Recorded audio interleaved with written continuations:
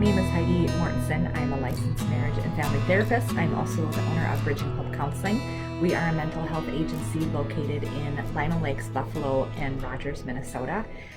Please like us on Facebook and YouTube and subscribe to our channel and share these videos. Today I'm going to be talking about finding joy in the rain.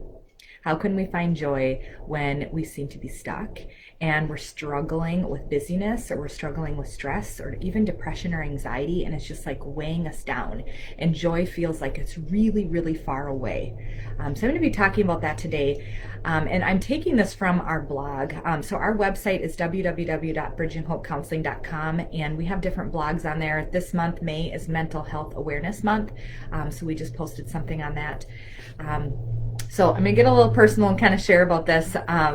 It was in April, so it was last month, and it was raining out. And two of my kids, who are 6 and 4, said, "Mom, we want to play in the rain. It was raining out." And I immediately said no, like right away. I'm thinking, there's things to do. I don't want to be playing in the rain. Like it was like this block of, I don't want to do this.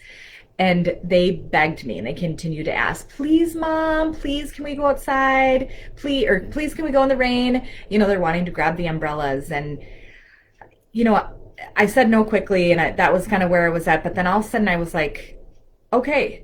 And I could just kind of reluctantly, or kind of just said, okay, I'm going to do this. And I don't know why I'm saying it reluctantly, but then why not just let them play in the rain? What is the problem? Why do I go back and forth in this? Why do we go back and forth in this and we stay stuck in whatever it is that we're focusing on? I would want to play in the rain. I want to play in the rain. So then I let them, and then they started cheering and celebrating, and I could not contain myself. I started laughing. I started enjoying the rain with them. And I actually snapped a picture of it. And I captured the moment really well. And here's what I would say about that moment, that it was pure joy. And it's almost like I saw my crabby, distracted self almost like dying, if that makes sense. It was like she wasn't there anymore, and I was really just totally letting go in the moment and allowing myself to enjoy being with them. So it was like this joy of a child is so beautiful. It's so simple. And I allowed myself to just slow down and allow that peace to come in. And we don't often do this. This is why I wrote the blog, because as I did that, I was like, I don't do this all the time. I want to write about this. And if you don't have children, you maybe never have had these opportunities to be interrupted with your busy bee workday or schedule. You have things to do, people to see, emails and texts to send. So often the have-tos go before the get-to. And honestly, this is backwards. If we allow ourselves to rest and laugh and experience joy, our bodies, our mind, and our soul, which is our heart, will, and our emotions, are rejuvenated. So then we can enter back into work and our schedule, or whatever jobs we have, and we are able to do it more effectively. We are more efficient when we allow ourselves to experience joy, laughter, and connections with others. We actually do a ton more at work, and we're more productive. So it's why I think employers should, reward us for vacations and traveling. And I'm saying that as a business owner, but it's an idea I had. I think it would just help production.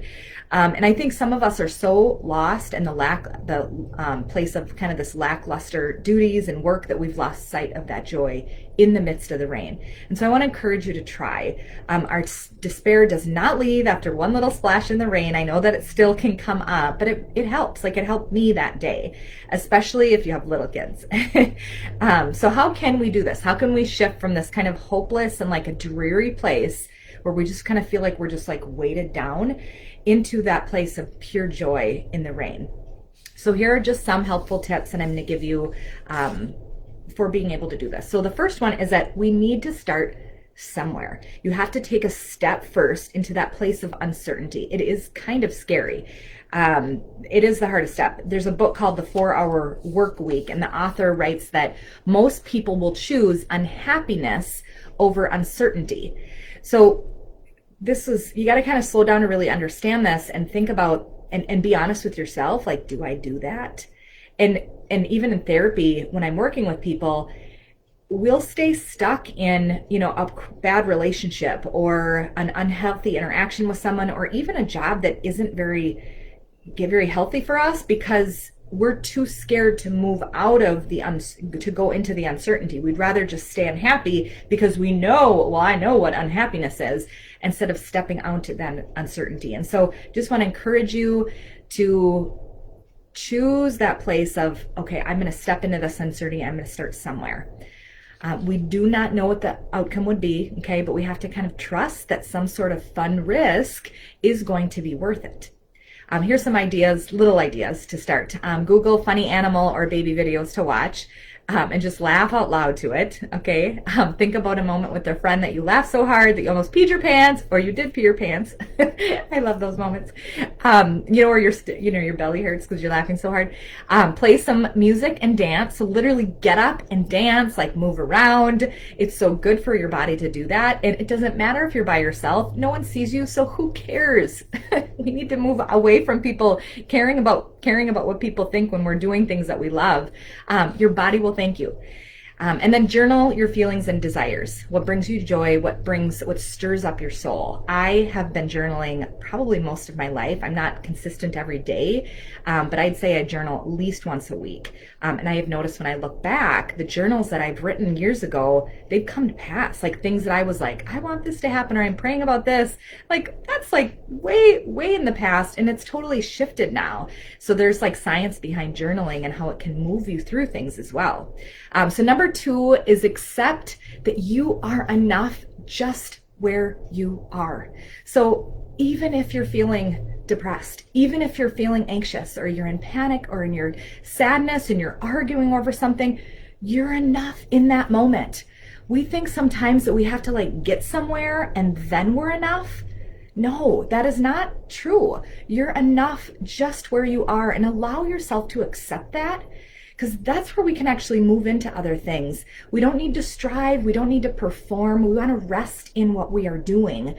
And I'm not talking about being lazy. I'm not talking about that. I'm talking about being productive joyfully. So sometimes we think we have to like arrive, like I was saying, and that's not true. We just need to set into that we are enough. The third one is to either pray or meditate. According to Dr. Caroline Leaf, it has been found that 12 minutes a day, she's a neuroscientist, so 12 minutes a day of daily focused prayer over an 8-week period can change the brain to such an extent that it could be measured on a brain scan. So this is science that it works. When we take that time to just be silent, our true self actually comes out, and that includes peace and joy. It can like shake the stress out, and it can help. The stress actually feels bigger because we're not allowing ourselves to just go into that peaceful place. And when we get to that place, we're like, oh, I can be peaceful. I can. And it's a practice. It's not super easy to like, I have a hard time sitting there and being like, okay, I gotta, even though I do it and I've gotten way better at it, it was really, really hard for me to start. And there's still days that I'm like, okay, I just want to go, but I don't. I have had this discipline where I slow down and I take that time and I pray, I plan music, and I bring myself to that peaceful place. So number 4, talk about your emotions with a friend. Be vulnerable about what brings you joy. Joy is a vulnerable place. This is kind of why we don't go there. We're taking a chance that when we share it, it may not be received or stick around. And so we're like, oh, so we can just be like, well, I might as well just not try it anywhere. It doesn't work. And so we can kind of get hopeless and we can give up because maybe that person you shared it with doesn't practice empathy very well. So share it with somebody who you know is going to receive it and be excited with you and share in that joy. Brene Brown says that the birthplace of joy, belonging, and love is vulnerability. That's one of the definitions. And number 5 is to keep it consistent. If you try something fun once a month or even less than that, the concept of joy doesn't really seem to get a place where you actually recognize it, so you don't even know or see the value in it. So you want to keep it consistent. Even if you don't feel like it, you want to still do it. You want to still move and practice something that it encourages you and enlivens you daily.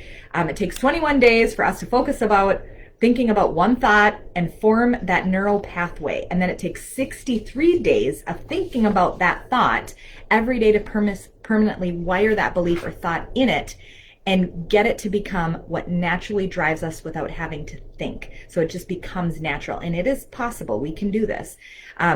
The author of the 4-Hour Work Week says that the lack of time is actually lack of priorities. So it's worth taking time every day so that we can bring real transformation. Number 6, picture yourself as a little child. What characteristics do you enjoy about that child? Do you enjoy about him or about her? What do you like about yourself? What does that child want to do to play? Engage in the imagination of your child self playing and notice the joy that just kind of bubbles up inside. The child is now an adult and it still needs to play. It still needs to laugh. It still needs to relax and to rest. I remember times when I would sit and I like to write a lot, and I would write stories. And so I'll sometimes imagine that and think about being a little kid and just like making up these silly stories that I would write. Or I'd go sit in a tree, so I was in nature and I just was just totally free of being able to just imagine whatever it was that I was imagining. And so when I think back to like when I had a bad attitude, when I wasn't allowing my kids to play in the rain, I actually didn't beat myself up. Perfection does not exist, and I embrace my imperfections. So that's how I can grow. When I see these things and I'm like, oh, that allows me to become more of myself. So maybe next time I might jump right in. Okay, I allowed that childlike self inside of me to enjoy the play with my kids during that time that was like naturally desired. Okay, it's how we're naturally made. Kids don't even have to try. Like seriously, if you look at kids, they just play. We adults, like, we have to try. We have to like, okay, I have to think about playing. But it is really who we naturally are. So it comes out. So we're in May now, and that the saying that April showers brings May flowers, and we can see how beautiful is it outside right now. It's a really common message that we say. So allow yourself to fully embrace where you are in those rain moments. Permit yourself to be vulnerable enough to experience joy. Awaken yourself to the joy when you are in those rain moments. So thank you so much for watching. Please share, like, comment, subscribe to our YouTube channel, and click the bell to get notifications. Have a wonderful day.